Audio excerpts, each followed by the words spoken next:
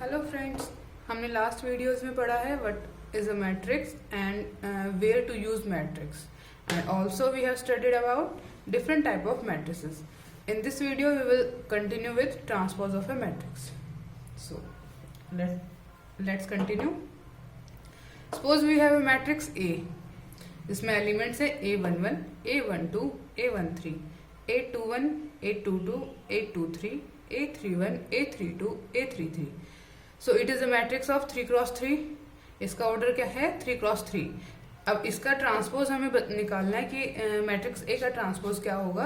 तो उसको हम डिनोट करते हैं ए के ऊपर टी लगा देते हैं, अदरवाइज इससे भी डिनोट करते हैं ए डैश. सो ये इसकी नोटेशन है transpose of A matrix A. And अब इसके एलिमेंट्स कैसे आएंगे? इसके एलिमेंट्स में हम क्या करते हैं, जो हमारे मैट्रिक्स थे उसमें रोज एंड कॉलम्स को इंटरचेंज कर देते हैं. जो रो है वो कॉलम बन जाता है, यानी जो फर्स्ट रो है वो फर्स्ट कॉलम होगा, जो सेकंड रो है वो सेकंड कॉलम होगा, और जो थर्ड रो है वो थर्ड कॉलम होगा. And also we can say that जो फर्स्ट कॉलम है वो फर्स्ट रो होगा, जो सेकंड कॉलम है वो सेकंड रो होगा, और जो थर्ड कॉलम है वो हमारी यहाँ पे थर्ड रो होगी.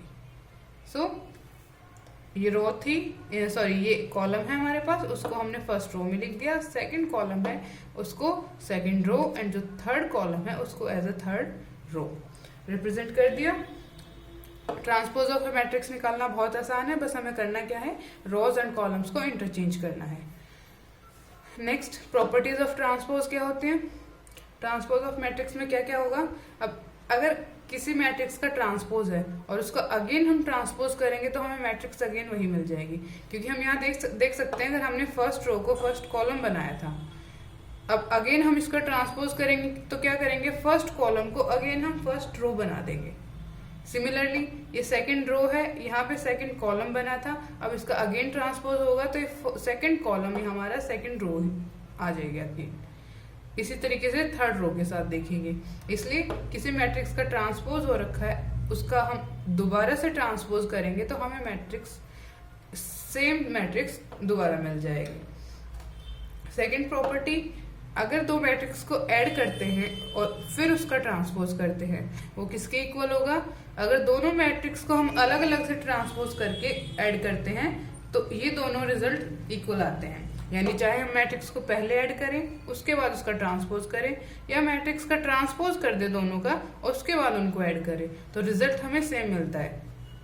सो अगर हमें किसी भी तरीके से इजी लग रहा है, हमें इस तरीके से क्वेश्चन आसानी से सॉल्व हो रहा है, इजीली सॉल्व हो रहा है, तो हम इस मेथड से करेंगे, और अगर ये मेथड ज्यादा आसान पड़ रहा है तो हम इससे कर लेंगे.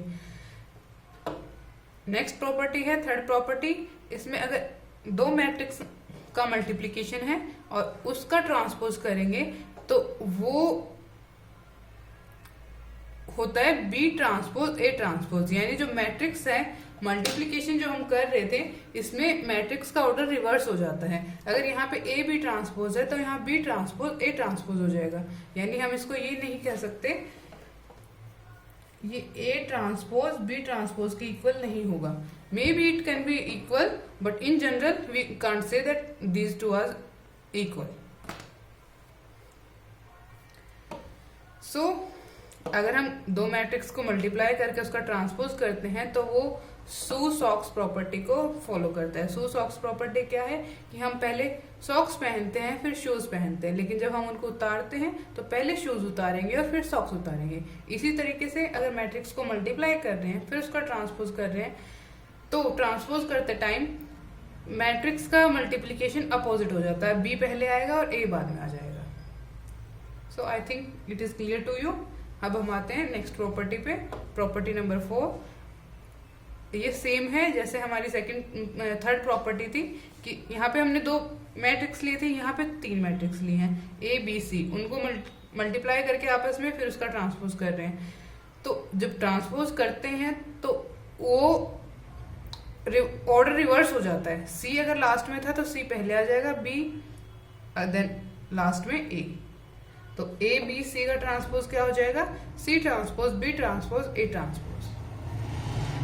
नेक्स्ट प्रॉपर्टी है ए के ए ट्रांसपोज, यानी हमने क्या किया, मैट्रिक्स ली कोई, उसको किसी स्केलर से k से मल्टीप्लाई किया और फिर उसका हम ट्रांसपोज कर रहे हैं, तो उसका रिजल्ट क्या आएगा, k ए ट्रांसपोज। यानी चाहे मैट्रिक्स के साथ जो स्केलर है उस मैट्रिक्स के साथ मल्टीप्लाई करने के बाद हम ट्रांसपोज करें, या फिर मैट्रिक्स का ट्रांसपोज करके फिर उस स्केलर को मल्टीप्लाई करें, तो रिजल्ट में कोई भी चेंज नहीं आएगा, दोनों रिजल्ट सेम रहेंगे।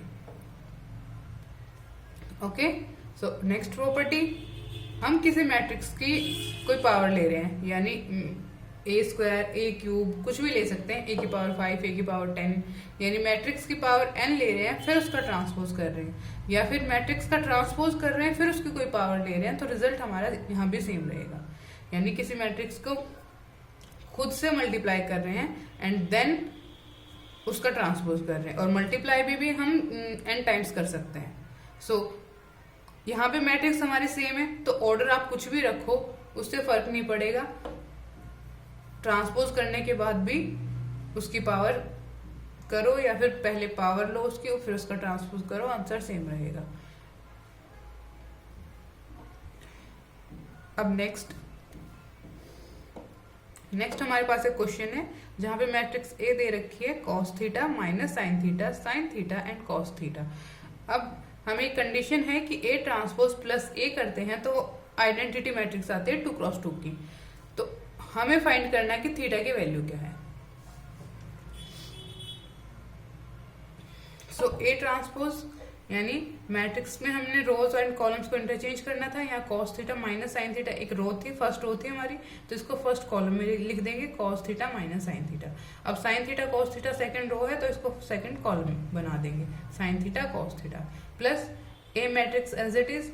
अब इनको हम ऐड करते हैं, cos theta plus cos theta becomes 2 cos theta, sine theta minus sine theta आपस में कैंसिल हो जाएंगे बिकॉज ये प्लस में है ये माइनस में है, तो यहाँ 0 आ गया, and minus sine theta plus sine theta, यहाँ भी अगेन इनका साइन अपोजिट है तो ये भी 0 हो जाएगा, और cos theta plus cos theta becomes 2 cos theta equals to identity matrix है। हमें पता है आइडेंटिटी मैट्रिक्स क्या होती है, जिसमें डायगोनल एलिमेंट्स 1 है और बाकी सब एलिमेंट्स 0 हैं। सो ये बन जाएगी 1 0 0 1।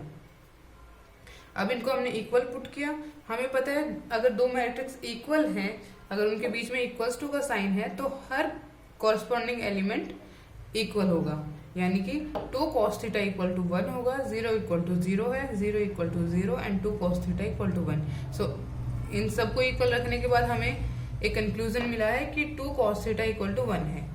अब यहाँ से 2 को हम डिवाइड में ले आएंगे तो cos थीटा आ गया 1/2 एंड cos 1/2 कब होता है, cos 60 डिग्री पे, और उसको लिखेंगे π/3। सो cos π/3 की वैल्यू है 1/2। अब हमें निकालना था थीटा, हमें थीटा की जनरल वैल्यू निकालनी है।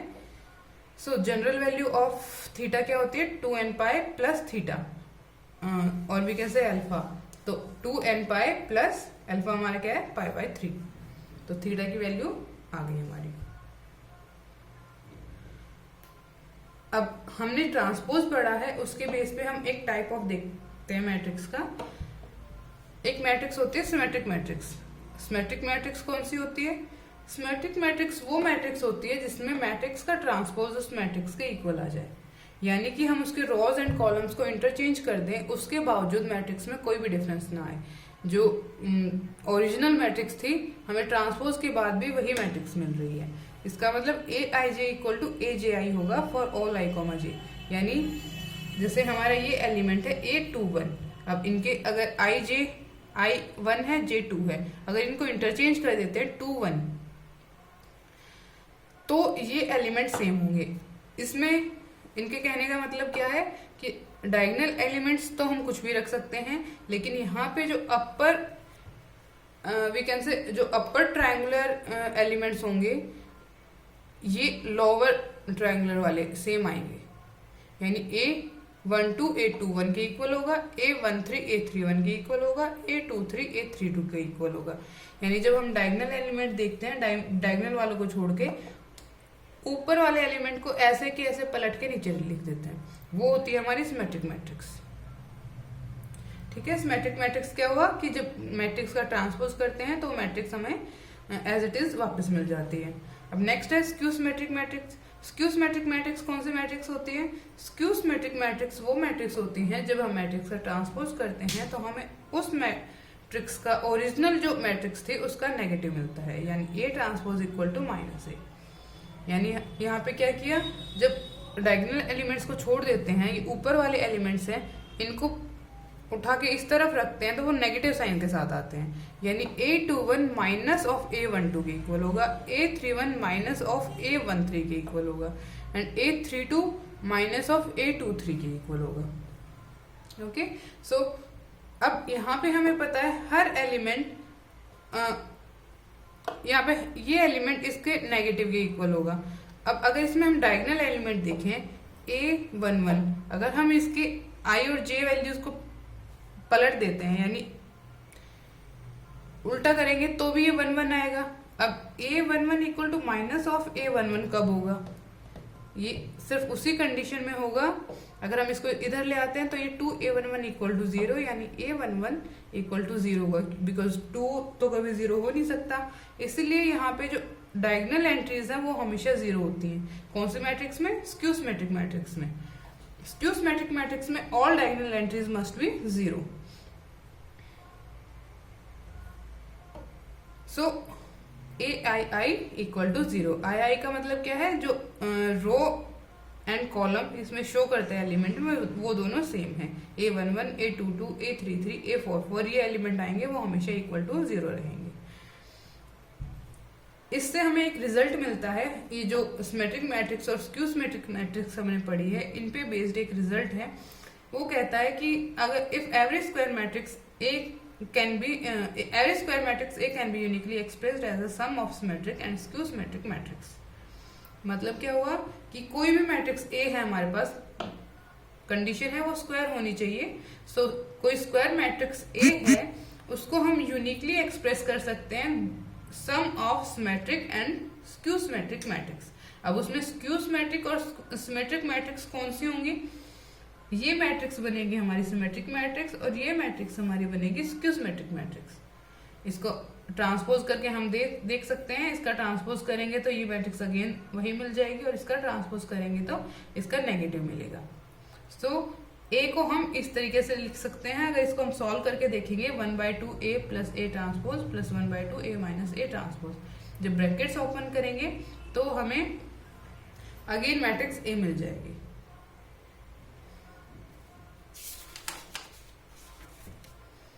ओके फ्रेंड्स, आज के लिए इतना ही, बाकी देखते हैं नेक्स्ट वीडियो में। Thank you friends.